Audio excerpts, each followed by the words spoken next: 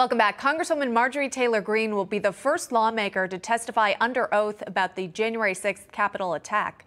The Georgia Republican will appear at a state hearing today. This after a federal judge allowed a case by Georgia voters to ban Greene from running for re-election to proceed. Let's get more now from our congressional correspondent, Kilmeny Dukart, following those proceedings from the Capitol this morning. Kilmeny, good morning to you.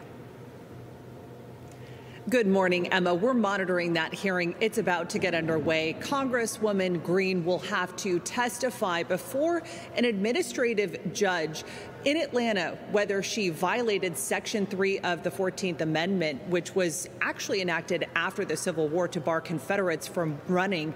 A liberal group, Free Speech for the People, filed this complaint with Georgia's Secretary of State, arguing that Greene voluntarily aided and engaged in an insurrection to obstruct the peaceful transfer of presidential power, disqualifying her from serving as a member of Congress under Section 3 of the 14th Amendment and rendering her ineligible under state and federal law to be a candidate for such office. They argue that comments like this one incited the January 6th Capitol attack in the lead up.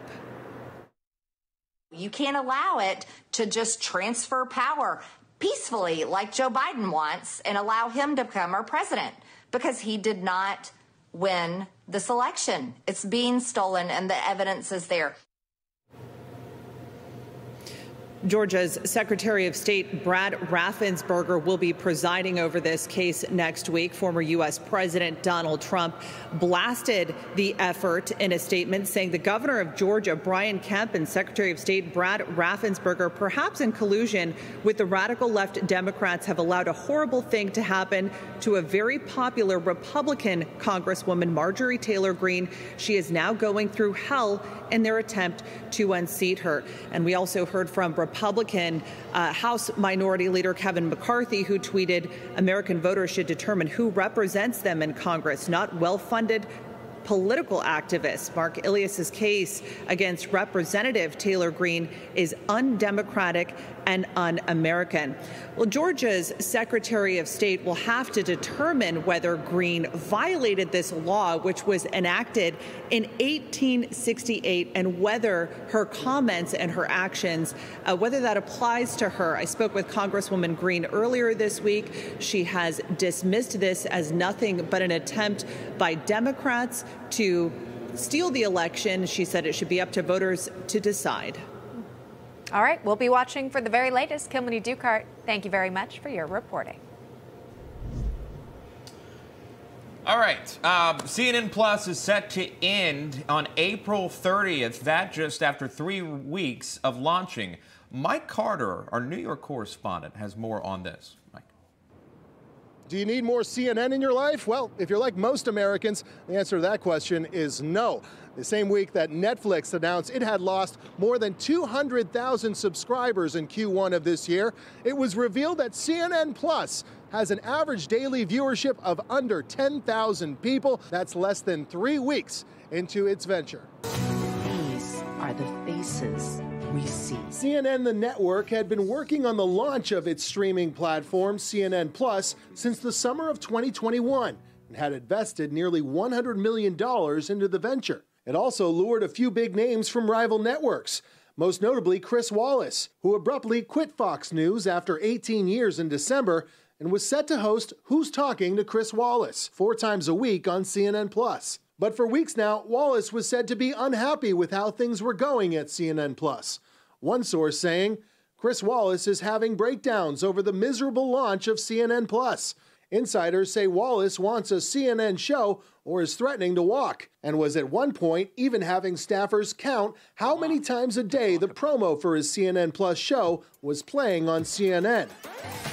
Not even actress Eva Longoria, who was signed to host a food and travel series on the platform, could get enough people to fork over the $5.99 a month for CNN Plus. Adding to the bad news, CNN also changed owners this month, as its former parent company, Warner Media, was folded into Discovery Inc. in a deal valued at $43 billion.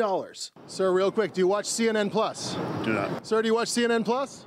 I don't. Who wants to pay for CNN Plus when it's such a politicized platform, whether it be Fox or CNN? They're both extremely politicized platforms. 3 weeks into this, they say that's enough. We can't do it anymore. Why do you think that's the case? I think maybe they ain't got enough money. It's COVID out here. Fake news. So why do I need the news when I can just watch the news on the TV or listen to it on the radio or check it out online? Why do I need to pay an extra money for that? Or you can watch it for free on Newsmax. I can watch it for free on Newsmax. In New York, for Newsmax, I'm Mike Carter. That is true. We've had our streaming platform there for quite some time now, and it is free for you. Mike Carter, reporting live. Mike, thanks. Meantime, you might have to mask up once again, depending on where you're watching us from. Philadelphia today ending its indoor mask mandate.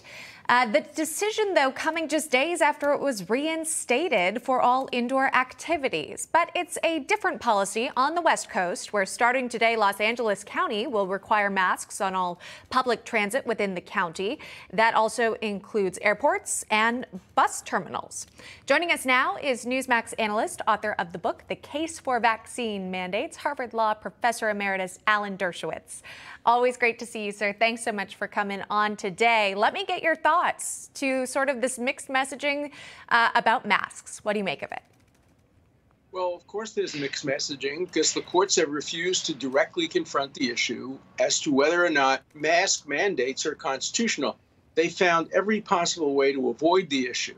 The judge in Florida said that the CDC didn't appropriately dot every I and cross every T. The Supreme Court upheld some mandates as to some agencies, but not other agencies. Soon we will have a definitive decision, but we don't have one. And as long as we don't have a definitive decision, we're going to see different parts of the country apply different rules. This is a very, very difficult question.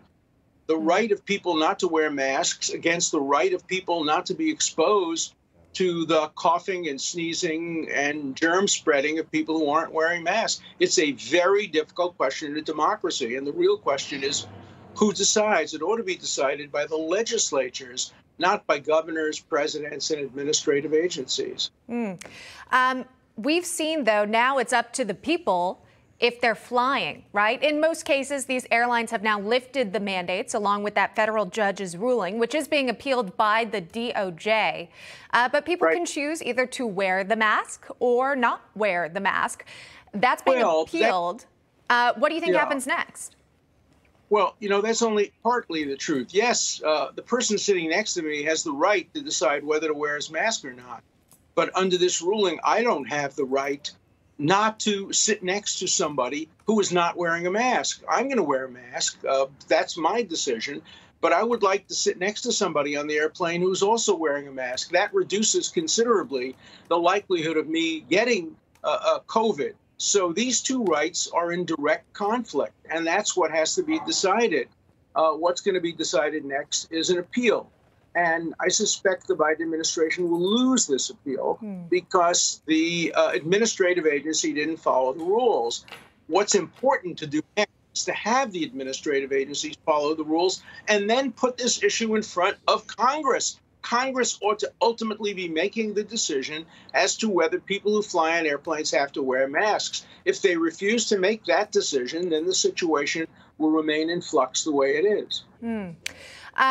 But then the argument we've seen with some of these CDC decisions, I'm talking about the eviction moratorium, also that OSHA vax mandate, those had failed once they reached the higher courts. Do you think this also treads along that same path?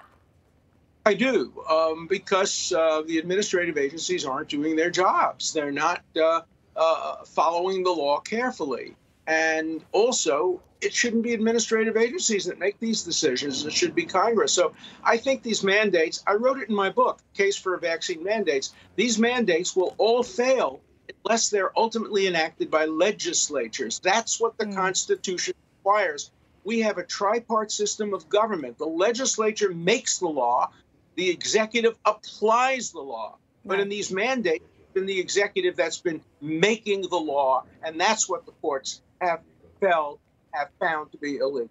And Americans also, of course, would be able to vote for their congressional representatives as opposed to members of the CDC. That's what democracy is all about.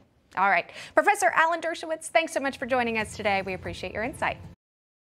Hey, I'm Rob Finnerty. Thanks for watching. If you enjoyed this video, please join the conversation in the comments below. Don't forget to subscribe, too. Hit the bell icon to be alerted to breaking news. And remember, there's a whole lot more on Newsmax TV, America's fastest growing cable news network. Newsmax TV, we're real news for real people.